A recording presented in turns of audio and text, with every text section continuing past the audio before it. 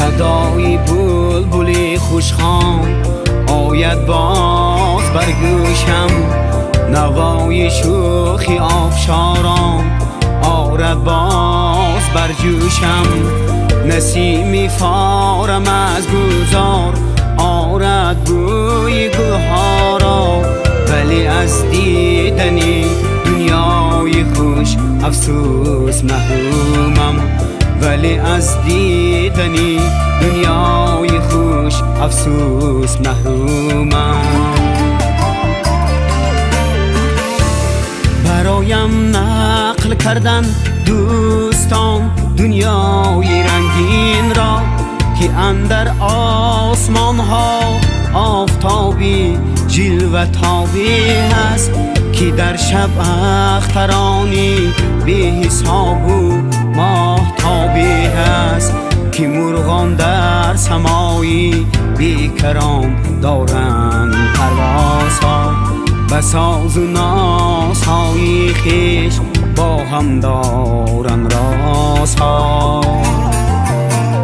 بیگوی دوستی من آیا همه این در حقیقت است؟ بله ای آشنایی پر امید و آرمانی من، همه این گفته هایت رشت سازد جسم و جانی من. زمین و آسمان و آفتاب و ماه و اخترها شب و روز در پی خدمت باشند دوستی جانی من، شب و روز در پی خدمت باشند دوستی جانی من.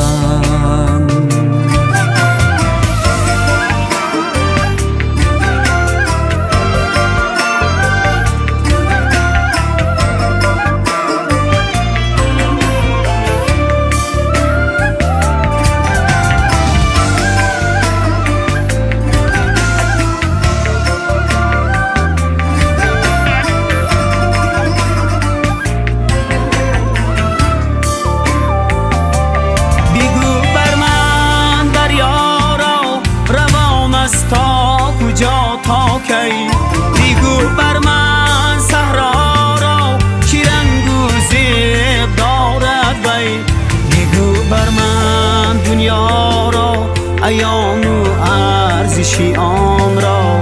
هزاران جان بازی هاست که یابیم برده اینان را، هزاران جان بازی هاست که یابیم برده اینان را. روان از آبی دریا سالها اما جوان است او، و صحرا بیل گریزی باست لیک فردا خزان است او. در این دنیای پرنقش و نگار دوست میدانی، بیماند دوست اینه که محبت دادری جانی.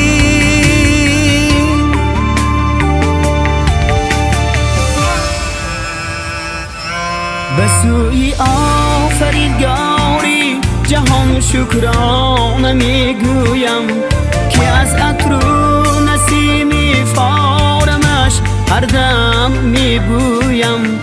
هزاران شکر گویم گرچه چشمانم نابیناست، به چشم دیر ببینم مادر و فرزندی دلجویم، به چشم دیر ببینم مادر و فرزندی دلجویم.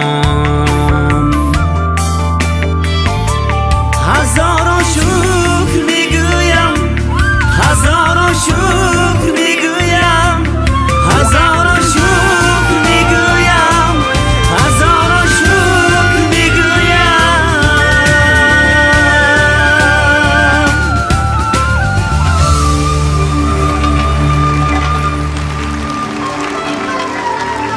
السلام علیکم مهمان‌های عزیز.